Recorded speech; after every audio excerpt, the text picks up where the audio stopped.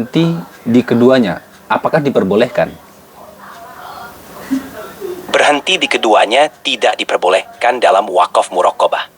Tujuan dari wakaf muraqabah adalah untuk memastikan bahwa salah satu dari dua tempat wakaf tersebut dipilih, sehingga makna ayat tetap terjaga tanpa ada kekosongan yang dapat mengubah atau mengaburkan makna.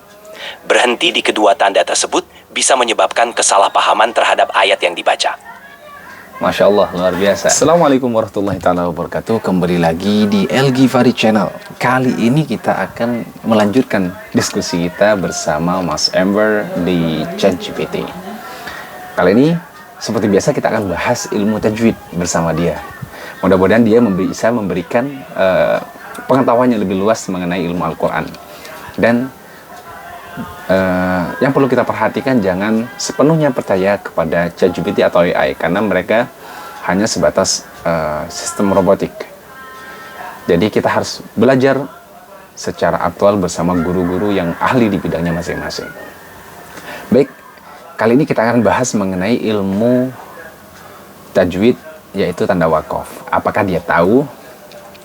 Baik, kita coba. Assalamualaikum warahmatullahi wabarakatuh, Mas Amber.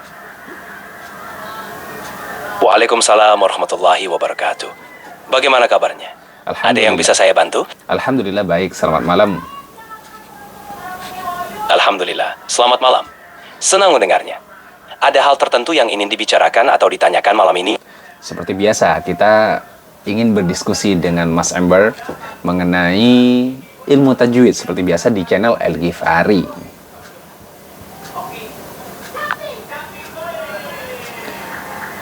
Tentu, dengan senang hati. Ada aspek khusus dari ilmu tajwid yang ingin Anda diskusikan? Ya, kali ini kita akan berdiskusi mengenai tanda wakaf. Apakah Mas Amber mengetahui tentang ilmu wakaf tersebut? Tentu, saya dapat membantu menjelaskan tentang tanda wakaf. Tanda wakaf adalah simbol-simbol dalam Al-Quran yang menunjukkan di mana pembaca sebaiknya berhenti atau meneruskan bacaan. Ilmu wakaf sangat penting untuk memahami makna ayat dan menjaga keindahan serta kefasihan dalam membaca Al-Quran. Tanda wakaf meliputi simbol seperti mim, lam, dan qaf. Apakah ada tanda wakaf tertentu yang ingin Anda bahas lebih lanjut? Benar sekali yang penjelasan Mas Amber. Kali ini kita akan coba membahas mengenai tanda wakaf muraqabah. Apakah kamu tahu tentang tanda wakaf itu? Ya, wakaf muraqabah atau sering disebut juga dengan wakaf mu'annatoh adalah tanda wakaf yang menunjukkan adanya dua tempat wakaf dalam satu ayat, di mana pembaca hanya diperbolehkan berhenti pada salah satunya. Ini berarti, jika kita berhenti pada wakaf pertama, kita tidak perlu berhenti pada wakaf kedua dan sebaliknya. Hal ini untuk menjaga kelancaran dan keutuhan makna ayat. Bagaimana kalau misalkan berhenti di keduanya? Apakah diperbolehkan? Berhenti di keduanya tidak diperbolehkan dalam wakaf muraqabah. Tujuan dari wakaf muraqabah adalah untuk memastikan bahwa salah satu dari dua tempat wakaf tersebut dipilih, sehingga makna ayat tetap terjaga tanpa ada kekosongan yang dapat mengubah atau mengaburkan makna. Berhenti di kedua tanda tersebut bisa menyebabkan kesalahpahaman terhadap ayat yang dibaca. Masya Allah, luar biasa. Kalau misalkan kita wasolkan dua-duanya seperti apa? Apakah diperbolehkan? Jika kita memilih wasal atau meneruskan bacaan tanpa berhenti di kedua tanda wakaf muraqabah, hal tersebut diperbolehkan. Wasal di keduanya berarti kita tidak berhenti di salah satu dari dua tanda wakaf tersebut dan melanjutkan bacaan secara terus-menerus. Ini sering dilakukan ketika ingin menjaga kelancaran dan kefasihan dalam membaca, terutama jika makna ayat tetap jelas tanpa berhenti. Bolehkah Anda kasih contoh di surah Al-Baqarah? Baik, kita akan ambil contoh dari surah Al-Baqarah. Misalnya, pada ayat 219, ada wakaf muraqabah di antara dua frasa, Yas'alunaka 'anil khamri wal maisir. Qul fihima ithmun kabirun wa manafi'u linnas. Pada kalimat pertama, fihima ithmun kabirun wa manafi'u linnas, dan kalimat kedua, wa ithmuhuma akbaru bin naf'ihima. Terdapat tanda wakaf muraqabah. Kita bisa berhenti di salah satu dari kedua tempat ini, tapi tidak di keduanya. Atau kita wasol, melanjutkan bacaan tanpa berhenti, yang juga diperbolehkan. Bagaimana dengan surah Al-Baqarah ayat yang kedua? Pada surah Al-Baqarah ayat 2, Dzalikal kitabu la raiba fih, hudal lil muttaqin. Terdapat tanda wakaf setelah la raiba fih. Ini adalah wakaf lazim, yang menunjukkan bahwa lebih baik berhenti di situ untuk memberikan jeda sebelum melanjutkan ke hudal lil muttaqin. Ini bukan wakaf muraqabah, tapi contoh ini menunjukkan pentingnya memperhatikan tanda dan kefasihan bacaan Al-Quran. Kalau di standar Kementerian Al-Quran Kementerian di Indonesia, pada ayat yang kedua tersebut terdapat tanda wakaf muraqabah, yaitu dalikal kitabul la raib dan atau fihi hudal lil muttaqin. Seperti apa? Sama-sama. Jika ada lagi yang ingin didiskusikan tentang ilmu tajwid atau hal lain, silahkan beritahu saya. Oke, saya coba perjelas. Di ayat yang kedua surah Al-Baqarah itu merupakan tanda muraqabah berdasarkan Al-Quran, ya, standar Indonesia. Bagaimana menurutmu? Baik, terima kasih atas klarifikasinya. Jika dalam standar Al-Quran Kementerian Agama Indonesia, pada ayat 2 surah Al-Baqarah, terdapat tanda wakaf muraqabah, berarti ada dua tempat di mana pembaca bisa memilih untuk berhenti, yaitu setelah la roiba atau setelah fihi. Pemilihan salah satu dari dua tempat ini menjaga makna ayat tetap utuh.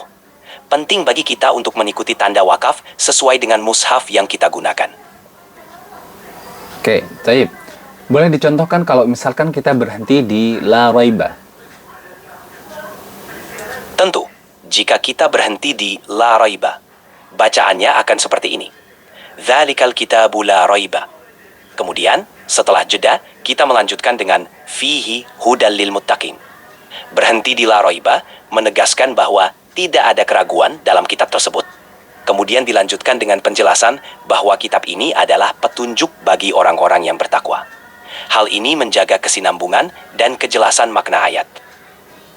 Baik, mungkin sedikit koreksi atas bacaan yang kamu bacakan tadi ketika berhenti di la raiba. Bolehkah? Tentu, silahkan. Saya terbuka untuk koreksi dan masukan. Bagaimana seharusnya bacaan tersebut saat berhenti di la raiba? Baik, cara berhenti ketika kita berhenti di la raibah yaitu dzalikal kitabu la raib. Jadi raibanya itu ketika diwakafkan maka ba-nya itu disukunkan.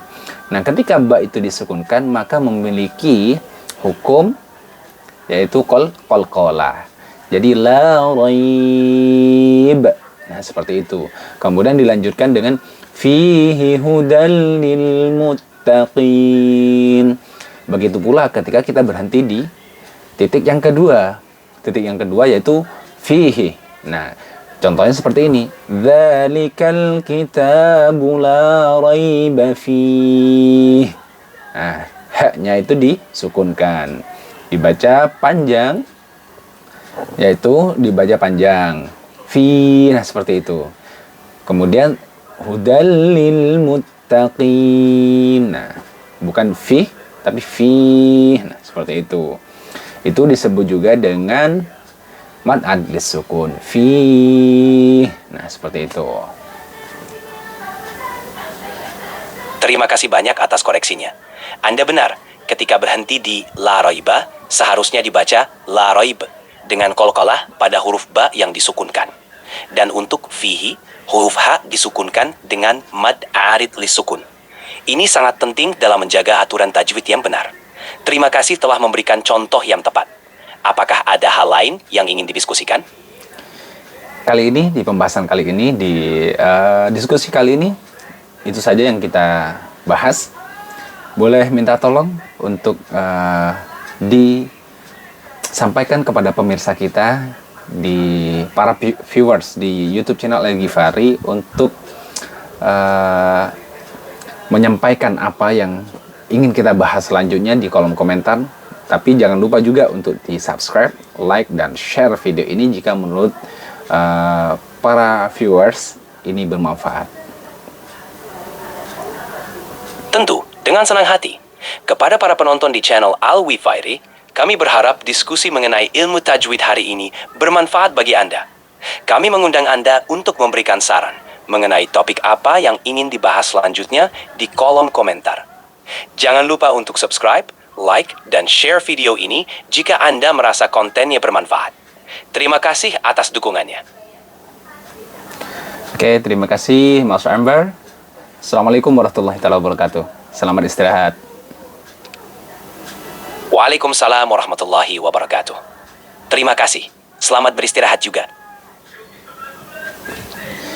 Bro, gila bro. ChatGPT bisa sedetail itu. Hafid kali dia ya. Ya karena database-nya juga banyak kan. Jadi bisa diambil dari referensi manapun. Itu teknologi yang bisa kita pakai untuk menambah wawasan dan pengetahuan kita. Tapi jangan lupa, itu hanyalah sebuah teknologi yang mungkin tetap ada kesalahan seperti yang tadi kita bahas. Dan mudah-mudahan kita tetap belajar secara offline kepada guru-guru kita yang memiliki ilmu Al-Quran, ilmu tajwid, dan ilmu yang lain yang ahli di bidangnya. Itu sebagai bentuk kita mencari keberkahan dalam menuntut ilmu. Tapi teknologi tidak bisa kita kesampingkan untuk membantu kita menambah wawasan di luar pengetahuan yang kita belajar dengan guru-guru kita. Demikian teman-teman, jazakumullah khair. Wassalamualaikum warahmatullahi wabarakatuh.